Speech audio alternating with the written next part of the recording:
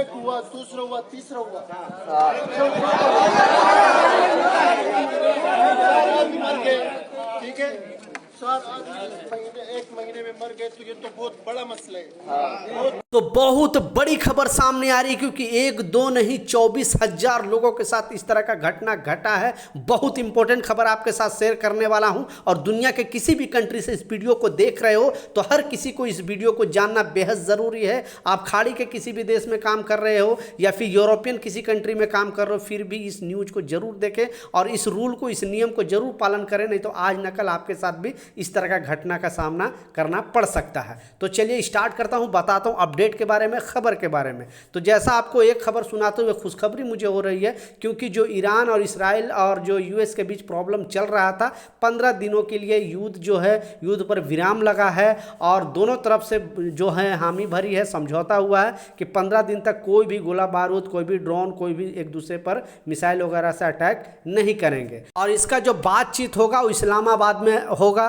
US के भी team वहाँ पे रहेगी, इसराइल का भी टीम रहेगी और प्लस आपको ईरान की टीम रहेगी। तो ये जो है फ्राइडे से दोनों दलों के बीच बातचीत होगा, और बातचीत अगर सहमत होती है, क्योंकि 10 जो है वो शर्त रखा था ईरान के तरफ से, तो बहुत सारे शर्तों पे यूएस ने हामी भरी है। तो दोनों के तरफ का जो बात अगर क्लियर हो जाता है तो फिर ये 15 दिन के बजाय और भी टाइम बढ़ सकता है, यानी फिर युद्ध पूरी तरह से ख़त्म हो जाएगी। क्योंकि आपको मालूम है कि युद्ध के वजह से ही प्रॉब्लम हुआ है। जितने भी खाड़ी देश में इतना प्रॉब्लम है, क्योंकि 1 करोड़ से ज़्यादा हमारे भारतीय सिर्फ खाड़ी देश में काम कर रहे थे और वो चाहते थे कि हम कैसे भी अपने कंट्री में वापस आ जाए। कुछ लोग डरे हुए, कुछ सहमे हुए थे, तो उन लोगों को अब टेंशन थोड़ा कम हुआ है। दूसरा, आपको मालूम है कि इंडिया में कितना हालात ख़राब था, एलपीजी वगैरह से लेकर पेट्रोल वगैरह तो ठीक ठाक मिल रहा था, रेट इंडिया में नहीं बढ़ा, लेकिन दूसरी मुल्कों में जैसे यूएस के अंदर ही खुद बहुत ज़्यादा पेट्रोल का दाम बढ़ गया था। पाकिस्तान में और भी हमारे पड़ोसी मुल्क में जो है पेट्रोल डीजल का दाम बहुत ज़्यादा बढ़ गया था। तो अगर 10-15 दिन और भी अगर युद्ध रहता तो बहुत बुरा हाल हो जाता। तो खाड़ी देश में खुशखबरी का इजहार किया जा रहा है, सारे देश जैसे, क्योंकि सबसे ज़्यादा जो अटैक किया गया था यूएई पर, यानी यूनाइटेड अरब इमारात पर ही अटैक किया गया था।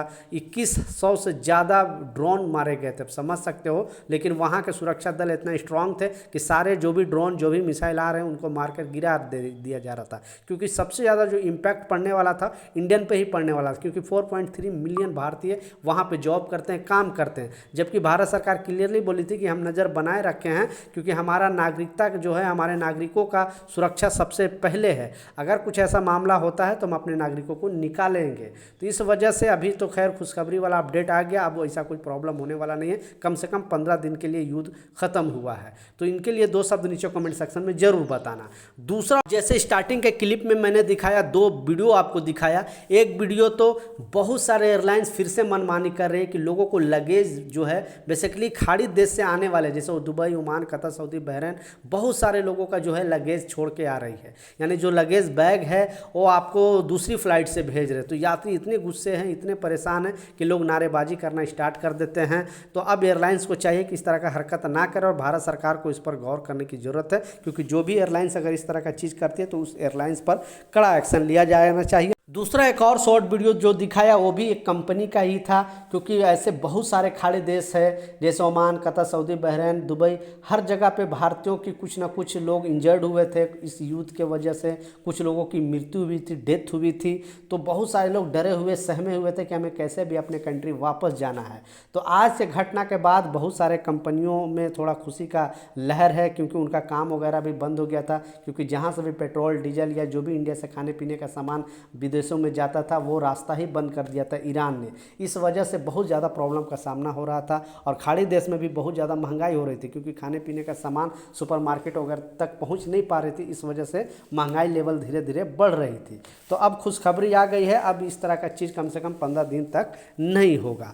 लास्ट जो सबसे इंपॉर्टेंट अपडेट है, क्योंकि राज्यसभा में खुद जो भारत सरकार ने इसे एक्सेप्ट किया है, और ये नियम सभी को जानना बेहद ज़रूरी है। आप दुनिया के किसी भी कंट्री में काम कर रहे हो, आप यूरोपियन कंट्री में, आप यूएस में हो, यूके में हो, कनाडा में हो, कहीं पर भी काम कर रहे हो, या फिर आप खाड़ी के देश में, ओमान में, कतर में, सऊदी में, बहरीन में, कहीं पर भी काम कर रहे हो, सारे लोगों को ये नियम जानना बेहद ज़रूरी है। नहीं तो सच बता रहा हूँ, जैसे ये 24,000 लोगों को वहाँ से निकाला गया, भगाया गया है, आपके साथ भी इस तरह का घटना घट सकता है।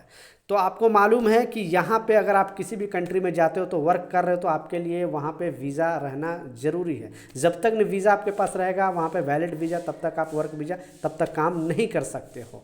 तो इस अपडेट में बताया गया, इस खबर में बताया गया है। और ये सबसे ज़्यादा जो डिपोर्ट किए गए हैं वो सऊदी अरबिया से डिपोर्ट किए गए हैं।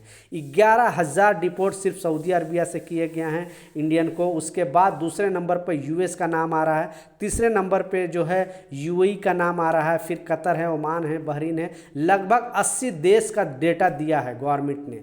टोटल 80 देश का डेटा दिया है और 80 देश मिलाकर सबसे ज़्यादा जो है डिपोर्टेशन इस साल ही हुआ है और 24,000 लोगों को डिपोर्ट किया गया है। डिपोर्ट का कारण वही है, उनके पास वीज़ा नहीं था, वैलिड वीज़ा नहीं था, खल्ली बल्ली में रह रहे थे और उनके पास मतलब डॉक्यूमेंट नहीं था।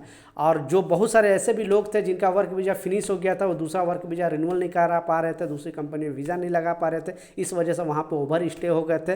तो आपको जैसे दुबई में भी अगर एग्जांपल के तौर पे अगर आप रहते हो तो वहाँ के गवर्नमेंट अगर वीज़ा एक्सपायर होने यानी वर्क वीज़ा एक्सपायर हो गया तो आपको 4 हफ्ते का टाइम देती है। यानी आपको वहाँ पे लगभग 28 से 30 दिन का टाइम देती है। उस बीच में या तो अपना वीज़ा रिन्यूअल करा लो और नहीं तो आप अपने कंट्री छोड़कर चले जाओ, यहाँ वापस आ जाओ अपने कंट्री में। अगर इस तरह का चीज़ नहीं करोगे, बाकी के भी खाड़ी देश या और भी यूरोपियन कंट्री भी कुछ ना कुछ दिन आपको ग्रेस पीरियड देती है। उस ग्रेस पीरियड के अंदर आप या तो दूसरी कंपनी में वीज़ा लगाओ, नहीं तो वापस आ जाओ। और नहीं तो इस रूल को अगर नहीं मानोगे तो फिर जैसे 24,000 लोगों के साथ हुआ है आपके साथ भी हो सकता है। तो इस बात का लाजिम ख्याल रखें, इस वीडियो को ज़्यादा से ज़्यादा शेयर करें ताकि लोगों तक इस तरह का इन्फॉर्मेशन मिले, लोगों तक भी इसकी जानकारी मिले।